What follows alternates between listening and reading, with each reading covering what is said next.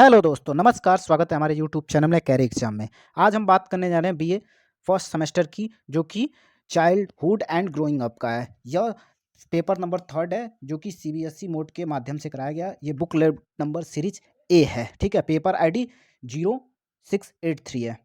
तो जैसा आप देख सकते हैं, प्रत्येक क्वेश्चन 1.5 घंटे का है, जो कि 60 नंबर का है। और प्रत्येक क्वेश्चन एक क्वेश्चन आपका 1.5 मार्क का होगा, ठीक है। टोटल 40 क्वेश्चन है। तो आइए बिना देरी किए हुए हम स्टार्ट करते हैं अपने क्वेश्चन की तरफ। तो सबसे पहला क्वेश्चन क्या है हमारा? मानसिक आयु। मानसिक आयु का संप्रत्यय दिया है विनय ने, ठीक है। फर्स्ट ऑप्शन ए है, ठीक। सेकंड क्वेश्चन में कह रहा है, निम्नलिखित में से कौन सा बुद्धि का सिद्धांत नहीं है, ठीक है। थ्योरी ऑफ रिग्रेशन यानी प्रत्यागमन का सिद्धांत नहीं है, ऑप्शन बी, ठीक है। ऑप्शन बी आपका, ऑप्शन सी आपका सही आंसर है, ठीक है। ऑप्शन सी, सेकंड का ऑप्शन सी आंसर है, ठीक है। थर्ड का क्वेश्चन कह रहा है, निम्नलिखित में से कौन सी व्यक्तित्व मापन की वस्तुनिधि, ठीक है, विधि है? तो यह साक्षरता विधि।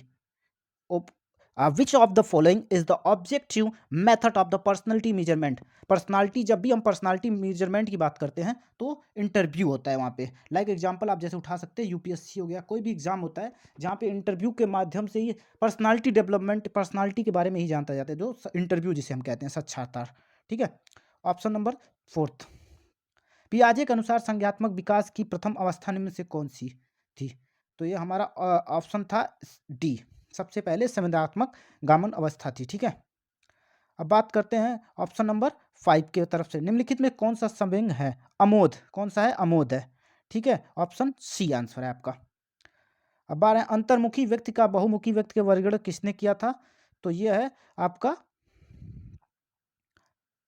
ये है युग ने, ठीक है, युग ने। अब आते हैं ऑप्शन नंबर 7 पे, ठीक है।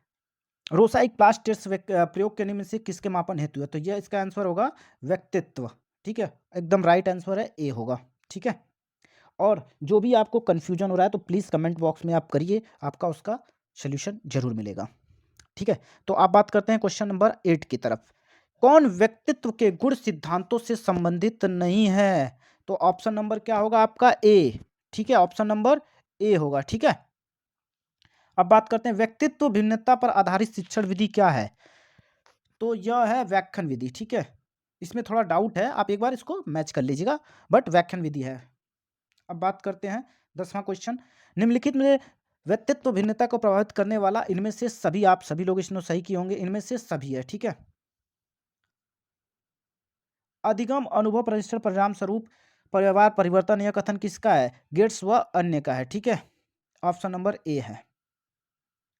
अधिगम प्रक्रिया के उत्पन्न के बीच में क्या है? तो यह है व्यवहार का, ठीक है, व्यवहार का। Option number B. और 13वां क्वेश्चन है, स्किनर वास का प्रयोग किया जाता है तो अनुबंधन हेतु के लिए किया जाता है, ठीक है। ऑपरेंट कंडीशनिंग के लिए किया जाता है। निम्न से कुत्ते का प्रयोग किसने किया था? तो पाल्लव ने किया था, ठीक है। Option number B. 15वां, द हिवलियर का किसने ऑर्गेनाइजेशन नामक पुस्तक किसकी है? तो यह है आपका स्कैनर के, यानी कि ऑप्शन नंबर ए।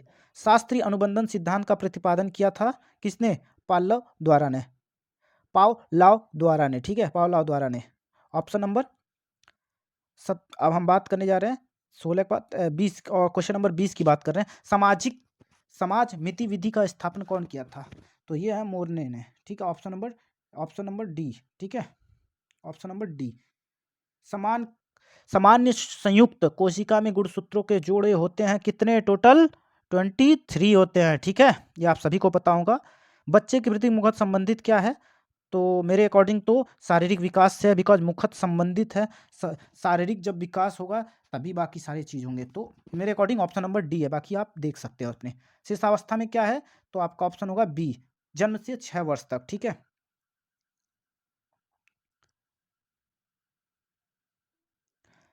जन्म से 6 वर्ष तक, ठीक है।